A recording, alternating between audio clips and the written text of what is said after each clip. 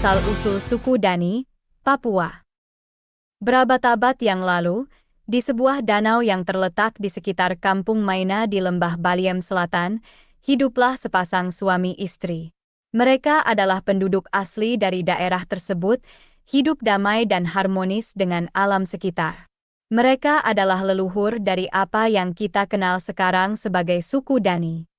Mereka hidup sederhana, memanfaatkan apa yang disediakan oleh alam sekitar mereka. Mereka berburu, menangkap ikan, dan mengumpulkan buah-buahan dan sayuran liar untuk makanan mereka. Mereka juga membuat peralatan dan senjata dari batu, tulang, dan kayu yang mereka temukan di sekitar mereka. Mereka hidup dalam harmoni dengan alam, menghargai setiap makhluk hidup dan menghormati roh-roh yang mereka percaya menghuni hutan dan gunung di sekitar mereka. Mereka percaya bahwa mereka adalah bagian dari alam, dan bahwa mereka harus menjaga keseimbangan dengan alam untuk memastikan kelangsungan hidup mereka.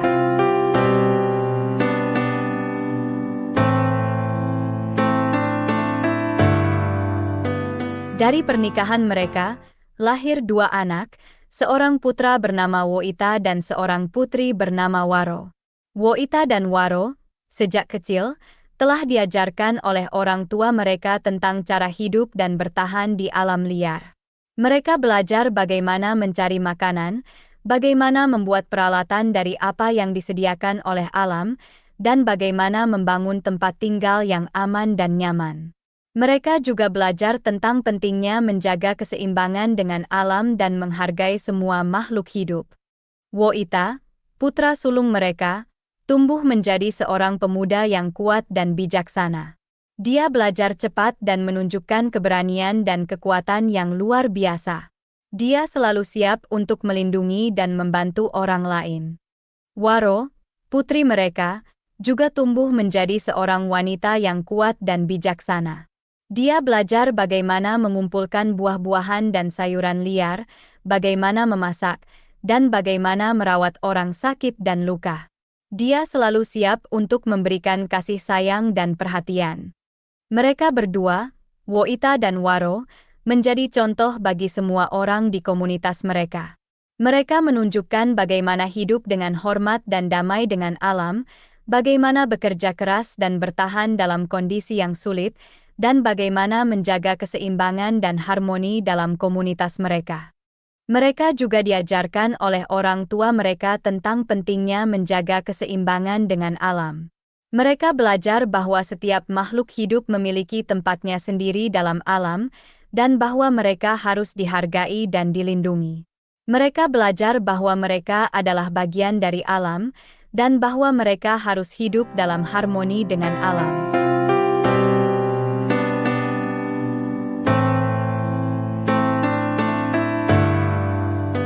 Seiring berjalannya waktu, Woita dan Waro, dua anak dari sepasang suami istri yang merupakan leluhur suku Dani, mulai menunjukkan kualitas kepemimpinan mereka. Mereka tumbuh menjadi individu yang kuat dan bijaksana, dan dengan keberanian dan kebijaksanaan mereka, mereka mulai membentuk komunitas mereka sendiri. Woita dan Waro tidak hanya membangun komunitas fisik dengan mendirikan pemukiman dan mengatur sumber daya, tetapi mereka juga membangun komunitas spiritual dan budaya. Mereka menanamkan nilai-nilai dan tradisi orang tua mereka dalam komunitas baru ini, memastikan bahwa warisan mereka akan terus hidup dari generasi ke generasi. Mereka menikah dengan orang-orang dari suku lain dan membentuk keluarga mereka sendiri. Ini bukan hanya perkawinan fisik, tetapi juga perkawinan budaya dan spiritual. Melalui perkawinan ini, mereka membawa budaya dan tradisi baru ke dalam komunitas mereka, memperkaya dan memperluas warisan mereka. Dalam suku Dani, perkawinan eksogami moeti diterapkan, yang berarti orang Dani dilarang menikah dengan kerabat suku mereka sendiri. Ini bukan hanya aturan, tetapi juga filosofi hidup. Mereka percaya bahwa dengan menikah dengan orang dari suku lain, mereka dapat memperkaya dan memperluas budaya dan warisan mereka. Perkawinan eksogami moeti juga memastikan bahwa darah dan budaya mereka tetap segar dan beragam. Dengan menikah dengan orang dari suku lain, Mereka membawa darah dan budaya baru ke dalam komunitas mereka.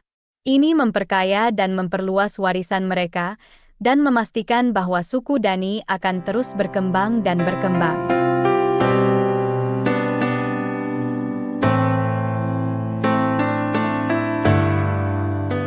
Dari dua anak yang tumbuh menjadi pemimpin, Woita dan Waro, muncullah komunitas yang kuat dan beragam. Komunitas ini, yang berawal dari beberapa keluarga, perlahan-lahan tumbuh dan berkembang menjadi suku yang kita kenal sekarang sebagai suku Dani. Proses ini tidak terjadi dalam semalam, tetapi melalui berabad-abad perjuangan, kerja keras, dan dedikasi. Suku Dani, seperti leluhur mereka, adalah petani yang terampil.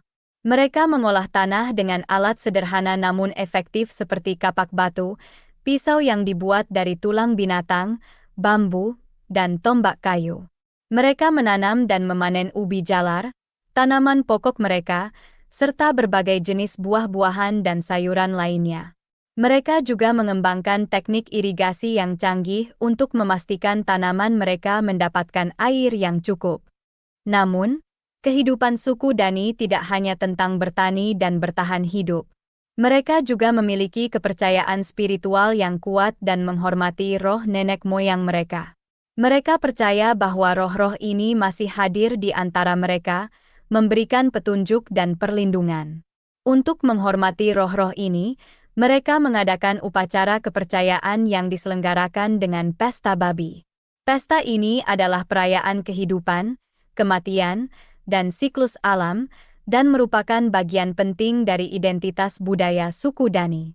Mereka juga memiliki tradisi lisan yang kuat, dengan cerita dan legenda yang diceritakan dari generasi ke generasi.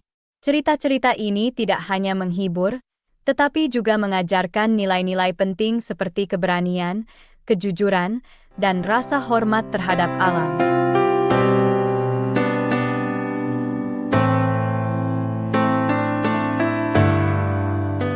Pada tahun 1935, sebuah tim penyidik asal Amerika Serikat yang dipimpin oleh seorang penjelajah bernama Richard, melakukan perjalanan ke wilayah yang belum dipetakan di pegunungan tengah Papua.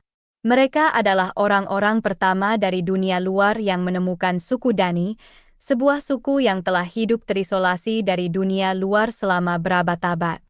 Nama, Dani, pertama kali diberikan oleh para peneliti pada ekspedisi Striling, sebuah tim peneliti yang melakukan perjalanan ke wilayah Papua untuk mempelajari lebih lanjut tentang suku-suku yang tinggal di sana. Nama ini bukanlah nama yang mereka berikan kepada diri mereka sendiri, tetapi nama yang diberikan kepada mereka oleh orang luar. Menurut Leroux, seorang peneliti terkenal, arti nama Dani ini berasal dari bahasa Moni yakni Andani, yang berarti sebelah timur arah matahari terbit. Ini mungkin merujuk pada lokasi geografis suku Dani, yang tinggal di bagian timur pegunungan tengah Papua, di mana matahari terbit. Namun, para penduduk asli suku Dani sendiri tidak tahu siapa yang memberikan nama suku mereka. Bagi mereka, nama ini adalah bagian dari identitas mereka, sebuah simbol dari warisan dan budaya mereka. Meskipun mereka mungkin tidak tahu asal-usul nama mereka memakainya dengan bangga dan hormat.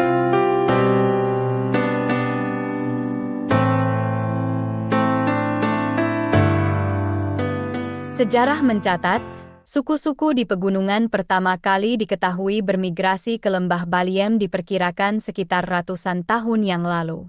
Mereka adalah para petani yang terampil, yang telah mengadaptasi diri mereka dengan lingkungan pegunungan yang keras dan sulit. Mereka menggunakan alat sederhana namun efektif seperti kapak batu, alat pengikis, pisau yang terbuat dari tulang binatang, bambu, atau tombak kayu dan tongkat galian. Dengan alat-alat ini, mereka mampu mengolah tanah, menanam dan memanen tanaman, dan membangun rumah dan struktur lainnya. Mereka juga mengembangkan teknik pertanian yang canggih, seperti sistem irigasi dan rotasi tanaman, yang memungkinkan mereka untuk memanfaatkan sumber daya alam sebaik-baiknya. Mereka menghargai dan menjaga tanah mereka, memastikan bahwa generasi mendatang akan dapat menikmati hasil panen yang sama seperti mereka. Dan begitulah, dari komunitas kecil yang dibentuk oleh Woita dan Waro, tumbuh dan berkembanglah suku yang kita kenal sekarang sebagai suku Dani. Mereka adalah simbol kekuatan dan ketahanan, sebuah bukti bahwa tradisi dan budaya dapat bertahan melalui ujian waktu. Penemuan ini membuka pintu baru bagi dunia untuk memahami dan menghargai keunikan dan kekayaan budaya suku Dani. Berita tentang penemuan ini menyebar ke seluruh dunia, dan banyak penjelajah, antropolog, dan peneliti yang tertarik untuk belajar lebih banyak tentang suku Dani dan cara hidup mereka. Sejak saat itu, suku Dani telah berinteraksi dengan berbagai budaya dan bangsa. Mereka telah bertemu dengan orang-orang dari berbagai latar belakang dan budaya, dan telah belajar banyak dari interaksi ini. Namun, meskipun mereka telah terbuka kepada dunia luar, mereka tetap mempertahankan tradisi dan cara hidup mereka sendiri. Suku Dani sangat bangga dengan warisan dan budaya mereka. Mereka telah berhasil mempertahankan cara hidup tradisional, meskipun tekanan dari dunia luar. Mereka masih mempraktikkan pertanian, membangun rumah mereka sendiri, dan menjalankan upacara kepercayaan mereka. Mereka juga masih memakai pakaian tradisional mereka, dan banyak dari mereka masih berbicara dalam bahasa asli mereka. Penemuan suku Dani oleh dunia luar adalah sebuah momen penting dalam sejarah mereka. Namun, meskipun mereka telah dikenal oleh dunia luar, mereka tetap setia pada warisan dan budaya mereka. Mereka adalah contoh nyata dari kekuatan dan ketahanan budaya, dan bukti bahwa tradisi dan budaya dapat bertahan melalui ujian waktu.